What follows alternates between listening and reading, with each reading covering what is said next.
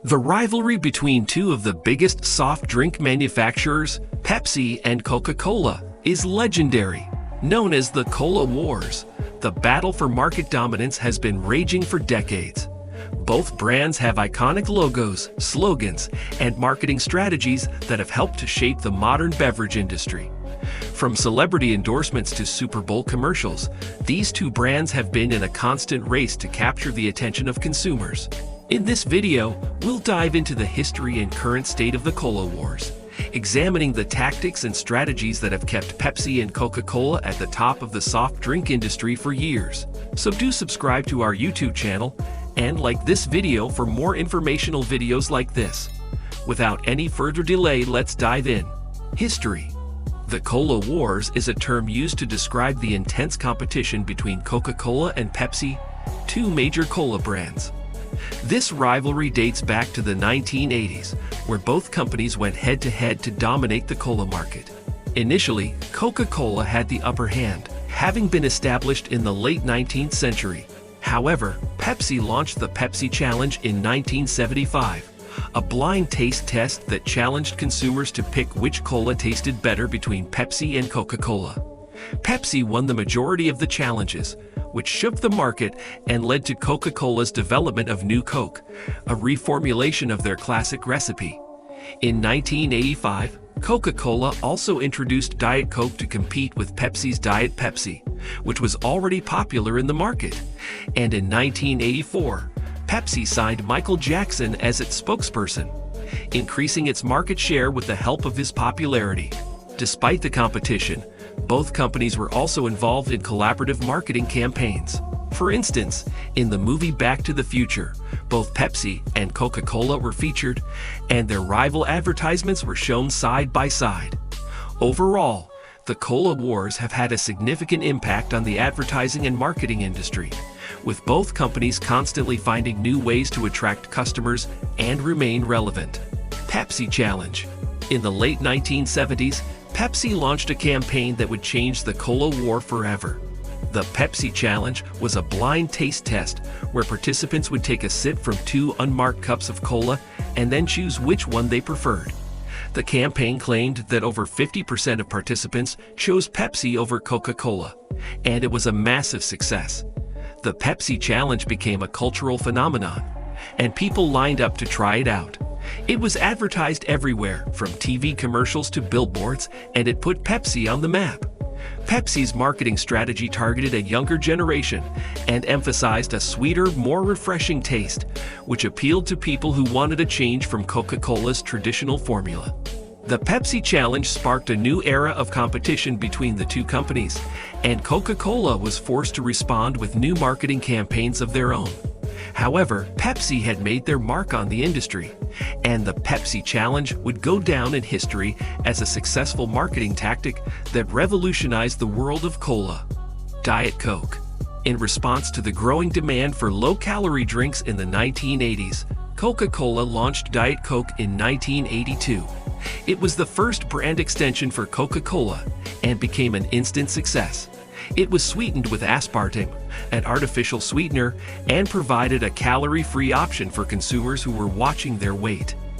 Diet Coke's success also spurred PepsiCo to launch its own low-calorie drink, Diet Pepsi. However, Diet Coke remained the top-selling Diet Cola in the United States for decades. In fact, it still holds that position today. Over the years, Diet Coke has gone through various changes, including packaging redesigns and flavor variations like cherry and vanilla. In recent years, Coca-Cola has even introduced Diet Coke with flavors like Feisty Cherry and Twisted Mango to appeal to younger consumers. While the taste of Diet Coke is somewhat controversial, it's clear that it's a significant player in the Cola War and has become a staple in the low-calorie beverage market. Michael Jackson. During the 1980s, one of the biggest highlights of the Cola War was the competition between Pepsi and Coca-Cola to secure the endorsement of Michael Jackson. It was a highly competitive move for Pepsi, since Michael Jackson was one of the most popular music artists in the world at that time. In 1983, Pepsi signed Michael Jackson for a $5 million endorsement deal, which was then one of the largest celebrity endorsements in history. As part of the agreement, Jackson would perform in a commercial and be featured on a limited edition Pepsi can. The campaign was an instant success, as the commercial, which featured Jackson's hit song Billie Jean, aired during the Grammy Awards, and the limited edition quickly became a collectible item. The partnership continued until 1984, when Michael Jackson suffered from severe burns during the filming of a Pepsi commercial, which was a setback for the brand. Nonetheless, the Michael Jackson endorsement deal had a significant impact on the Cola War and played a pivotal role in Pepsi's success during the 1980s. Back to the future. The year is 1985, and a new cultural phenomenon is sweeping the nation. Back to the Future. Starring Michael J. Fox, the movie follows Marty McFly as he travels back in time to 1955 and accidentally changes his own future. While the movie is known for its iconic DeLorean time machine, it also featured a significant product placement: Pepsi. Pepsi sales had skyrocketed in the mid-80s, culminating in the 1984 release of Michael Jackson's Pepsi commercial featuring the King of Pop singing rewritten Pepsi-centric lyrics to his hit song Billie Jean. Capitalizing on their success, Pepsi agreed to pay a significant amount of money to feature their products in Back to the Future. This included the futuristic Pepsi Perfect bottle, which made fly orders at a diner in the future. While the movie may have helped boost Pepsi's sales even further, it also marked a turning point in the Cola Wars. Coca-Cola had previously declined the opportunity to feature their products in the film, leading to a missed marketing opportunity. The rivalry between Pepsi and Coca-Cola was only getting started. New Coke. In the early 1980s, Coca-Cola found itself struggling to keep up with the growing popularity of Pepsi. To address this issue, the company decided to introduce a new formula for its flagship product called New Coke.